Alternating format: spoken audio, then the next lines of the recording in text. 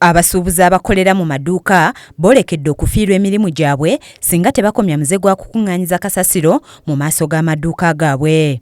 Okulabula kuno kukoleddwa omubaka wa pulezidenti mu Kampala Farida Mayanja mu nsinkano gy'abaddemu n'abatwala ebyokwerinda okuva mu poliisi wamu n'eggye lya UPDF abakulembeddwamu omuduumizi w'ekibinja ky'eggye ekisooka mu Buganda Busoga wamu ne Bunyoro nga ye Major General Samuel Kawagga ng'ensinkano eno ebadde ku kitawuluzi mu Kisenyi.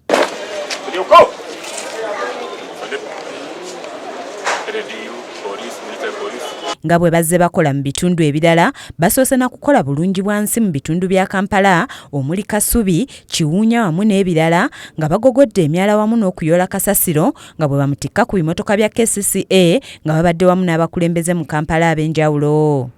Wakati mu kuyonja abasuubuzi b'akatale k'e Kasubi batabukidde abakulembeze baabwe olw'okubasibako obukyafu nga bano basangiddwa nga kasasiro batudde naye ku midaala kwe batundira ebyamaguzi byabwe.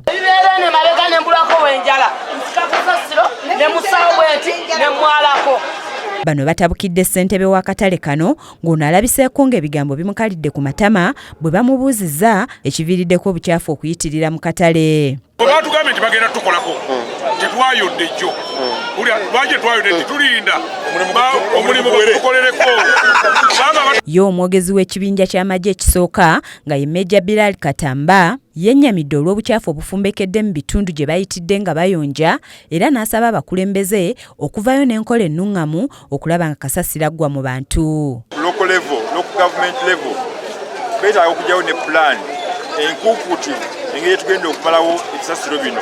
Ne Major General Kawagga yeewuunyizza abakyala abakolera mu butale olw'engeri gye bakolera mu bifo ebijama kyagamba nti kyandivaako endwadde nga kino akitadde ku nkuza y'abaana embi olw'abazadde abatakyayagala kugamba ku baana baabwe. Babazadde mmwe abakyala babazadde obukyafu bwenkalidda kati alabisa bwe mwokiraawo n'alabisa awalala. Wano wasinzidde n'asaba abantu okubasonyiwa nga bba abakulembeze n'ebitongole by'ebyokwerinda ku bantu abayisibwa obubi eggye ekkuuma byalo era n'abasaba okulopa oyo yenna anaabayeeyisiza mu ngeri embi. Wabula eky'abasirikale bamulawuna byalo okutulugunya abantu, Major Kawagga akitadde ku nsobi embi eyakolebwa abakulembeze mu kitundu bagamba nti baalekerera okuwandiisa abantu be bamanyi mu bitundu ne babaleetera abo be batamanyi.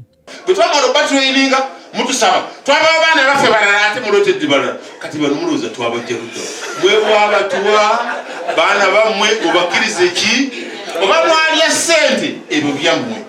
N'abantu ab'enjawulo beebazizza ab'eggye lya UPDF olw'okukuuma empisa wamu n'okukuuma obutebenkevu mu ggwanga. General Kawagga alambudde ennyiriri z'abasirikale n'abakubiriza okweyisa obulungi mu bantu nga kyakuyamba okuteekawo enkolagana wakati w'amagye n'abantu ba bulijjo.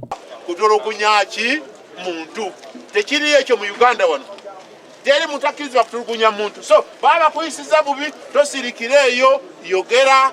Oluvannyuma bakubye olukuŋŋaana ku kitawuluzi mu Kisenyi ng'eno RCC Mayanja gy'asinzidde n'alabula abatuuze abasuula kasasiro mu myala wamu ne bannannyini mayumba okutali kaabuyonjo tebakukwatibwa bavunaanibwe. Nti bwe tujja mu maaso ga katugeze oba baziza batya warehouses nga waliwo kasasiro warehouse eyo ng'eggalwa.